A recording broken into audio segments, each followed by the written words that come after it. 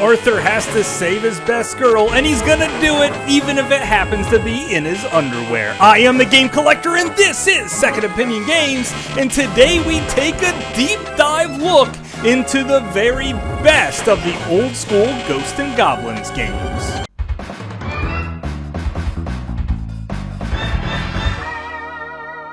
Second Opinion Games.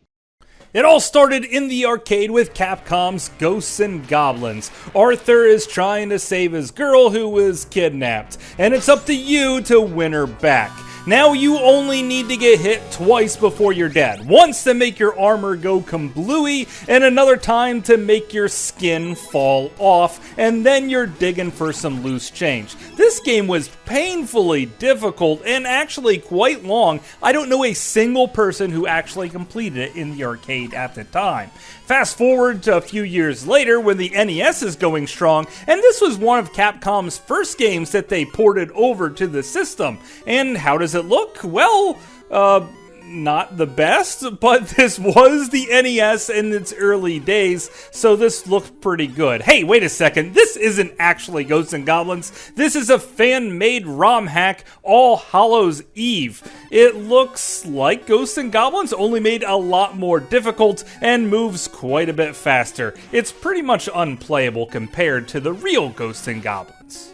Now, for some reason, the NES version changed Arthur's tighty-whities to red boxer shorts, so that's a little bit of a difference. Also, they seem to have made it even more difficult for some reason. I guess they wanted to make it Nintendo hard. Gotta let the kiddies think that they're getting their money's worth. Of course, the rule here is get the knife and keep the knife, so if there's any other weapons on the map at all, just stay far away from this. I did manage to beat this game, but it took me like 2 weeks of leaving my system on and having to hide that little red dot from my parents because they would then promptly turn off the system.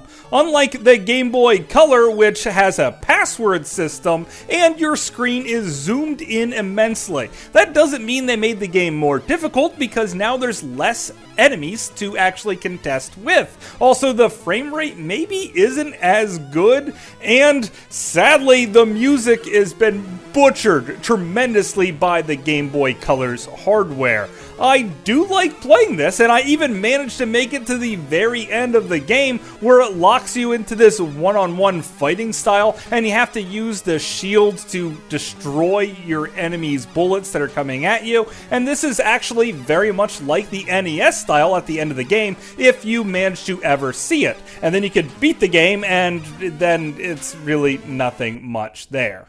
When I got my Sega Genesis, I could not wait for Ghouls and Ghosts. After all, this looked better than what I seen before in the arcade. Arthur has a few more upgrades at his disposal, like the Golden Armor, which would let you do some super power moves. And yeah, exploring each of the weapons and their power moves is tight and sweet, but honestly, you're gonna still want to stick with the knife for most of the time.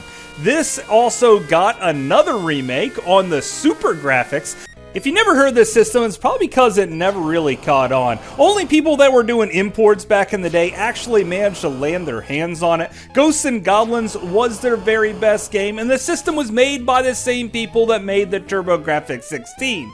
How does it run next to the Genesis title? Well, your main character is a little bit slower, and just like the Genesis version, now you have white tighty-whities with little red dots on, which, let's face it, we all picture him as little hearts on his little underwear, run around killing stuff. The graphics seem to be a little bit better, but the music and sound effects seem slightly wonky. However, some of the special effects that go on in the background are super sweet, and this is definitely one that you should try if you can emulate it, because who wants to buy a system for just one game? Overall, pick the Genesis one nearly every time, and give it a try if you could beat it, because it's one of the hardest games out there. But when the SNES came out, I completely fell in love with Super Ghosts and Goblins. In this game, Arthur has a double jump, which allows you to change direction in mid-air or maybe even extend your jump a little bit farther. As you play through the game, you'll notice that there's puzzle elements installed, so you actually have to know when to tap that jump button a second time, making the game just challenging from start to finish and a heck of a lot of fun. The graphics are better than ever, but the sound, the music is what really takes you and grabs you and pulls you in, because it is some of the best that the Super Nintendo has to offer, and probably better than anything out there on the Genesis. I know that's an unpopular opinion, but it is definitely one I stand behind. But the very best version of this, believe it or not, can be found on the Game Boy Advance. And that's why I sat down and beat the entire game, and now I'm gonna walk you through each of the levels on what could be the very best Super Ghosts and Goblins game. Level 1 starts you out the same as the SNES version, in the graveyard. Now the screen is slightly more zoomed in, and this does make it a bit more challenging. I could run through this level on the SNES without even dying, and here it took me 4 or 5 times to get to the halfway mark. And you'll notice when the halfway mark comes up, because the backgrounds start to change. Also, it has an internal battery in this game, so you can save your progress, but you could only save at the checkpoints and at the end of each level. So as you make it through the graveyard, you move into the ocean tidal waves, and you best be saving here. However, the second part of this level seems to be a lot easier, and I fly through it really quick. Just find something to keep your feet stable behind when the waves come, and then you'll jump over and make it to another section of the level where there are hills that completely transform as you happen to run through it, with some skull wagons trying to run you over. After you take your time and learn this level, it is a piece of cake, and you follow it up with some type of giant bird to take down. Now you might have noticed that I have the green armor when I finish this level, and that will allow you to look at the different levels that you can move to next. The very top, you need the gold armor to finish the level to move on to, and then that would be the hardest level. The bottom is the easiest, and if you had no armor or just your silver armor, well then you could play on that. But the middle row is the one we really want to take a look at, because those are all new levels made specifically for the Game Boy Advance version.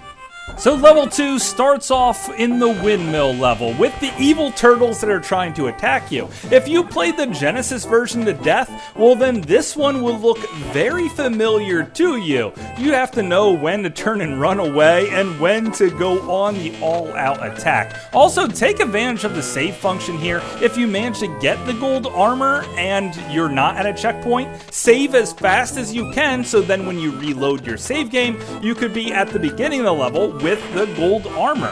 Hey, it's a flaw that's in the game, so you might as well take advantage of it. After all, this is a really difficult game. If you manage to clear that level and all of those sand pits that just want to pull you in, and the crazy hills of sand that also you just want to get you killed pretty fast, well then you will come to windmills that are on fire. This part is really easy as long as you take your time. You probably won't even die a single time here.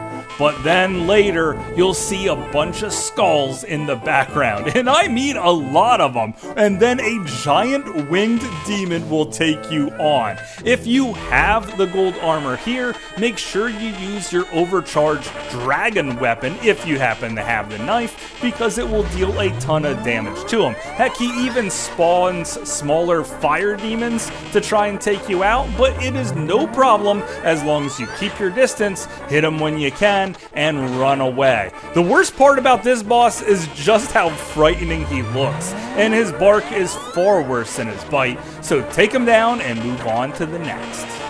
Level 3 is full of moving platforms. They move back and forth. Sometimes when you land on them, they will fall out of the sky, and then you have to really take advantage of your double jump in order to clear this spot. It's more of a puzzle than anything else, and there isn't a whole lot of enemies thrown at you here. Then you move on to the fire pits. Now here you have to run across bridges that could be collapsing, and when they start to wiggle, if you're standing on a spot that does not collapse, well then it will not move at all. all, or you could just jump really well and avoid most of the pits. This is a throwback to a level in the very first arcade game and the NES version. If you manage to clear all this, you'll come head-to-head with the flying dragon that was from that zone in the original arcade game, and then you'll move on to level 4, which starts off in a different graveyard. In the very first level, it was a forest graveyard. This is an outright graveyard. There's lots of zombies and wolves to take out here, and there's nothing really too special going on, at least until you see the moon. It slowly forms into an eclipse, and then it comes back as just an evil demon moon. Later, it tries to sneak attack and kill you, but if you know it's coming, well then you can quickly dodge out of the way. Then you move on to the woods, where there are some platforms and lots of different creatures trying to kill you. These platforms even turn into creatures, so you have to think really fast. And don't kill those guys that wave up and down ever, or more will respawn, just making it much harder for yourselves. Instead, just dodge them and move on as fast as possible. At the end of the level, there's a supercharged Cyclops, which given 3 or 4 tries, you'll probably make short work of him, especially because you're using those golden armor dragons to take him out. Level 5 is just a cave full of bats. Take your time, make good platforming choices, and don't kill the bats that aren't attacking you. After all, if you do so, more bats would spawn in with the Game Boy Advance's limited memory, and then try and take you out, making the platforming a lot more difficult than it needs to be. Also, watch out for waterfalls, because they're usually traps with pits at the end, and oh yeah, keep an eye on the giant fish snake monster that wants you dead at all costs. Later on in the second part of the level, as you move into the underwater temple background, you'll notice that giant snake monster wants you dead really bad. He starts following you and you have to run away from him really quick, and then you have to make some more platforming sections in order to actually have a showdown with this snake boss, who happens to be one of the toughest bosses in the game. However, if you happen to take full advantage of the post-using special dragon invincibility that you have, well then you'll probably spam the absolute heck out of it. Also, picking up the blue shield makes you use your special power even faster, and you're gonna need it to be able to take out this boss, who is rather unpredictable in the way he comes at you, and also the rocks that fall from the sky. This would be really hard without the gold armor. Level 6 is just like the SNES version, and probably the shortest level in the entire game. There's not even a midway checkpoint in this, that's how short it is. If you make it through the ruins and defeat all of the fire demons, you will then come face to face with a good old fire crotch monster. Use your special abilities to take him out, and the way that the knife works, just shooting lasers across the screen, kills him ridiculously fast. And then you move on to the final real level of the game. Level 7 is fairly long, and there's no midway checkpoint in this level. Also, the time is really going to strangle you out, so there is none of it to waste. You want to run through as fast as possible. You want to climb the ladders, use your dragon to take out the bird heads. Take out a demon that wants you dead, and then take out 2 more bird heads. If you planned everything just right, you should be able to pick up the power bracelet right around here, just in time to take out some ghosts and treasure chests and ghosts that hoard you all around. If you did this perfectly, you will take on another fire crotch demon, which you will have a bit more trouble taking out this time around because you don't have your dragon to help you out. That bracelet doesn't really do much. Sure, it has a super powerful shot, and it could take away some of the fire that the demon's shooting at you, but it really doesn't help much past that. But you need it in order to complete the game. If you beat both of the demons at the end of this level without the power bracelet, well then you will be sent back to previous levels. And in this game, you don't have to play through the whole game twice, like other games in the series. As long as you have that power bracelet when you reach the end boss, you can complete the game. However, that second to the last boss of this entire level is the one you really have to worry about. He's going to shoot fire that's extra long at you, and he's also going to shoot these huge laser blasts out of his chest that you have to try to duck or avoid altogether. If you take your time and you made it to him with enough time to take your time, well then you might not have any trouble taking him out, but my god, trying to rush through the first part of that level in order to take your time at the second part is where the challenge really is. And then we move on to the final boss, which could be the very easiest boss in the entire game. If you still have your gold armor, then it's even easier because your power bracelet is even stronger. Just stand by his left leg. When he fires his shot, just do a double jump and land on one of the platforms and then unload an attack on him. If you do this enough times, he will die, and it's that easy. Princess Prin runs into your arms and you ride off on a horse happily ever after. Now, why do I love the Game Boy Advance version? Well, it's definitely because of that battery backup save and all of these unique levels. It also has all of the levels from the Super Nintendo version all on one little card, and the whole thing's portable. Sure, it doesn't play exactly as good as the Super Nintendo version, but with all of this extra content, it is probably the best of the classic style Ghosts and Goblins games there is. But of course, that's just my opinion. Thanks for watching.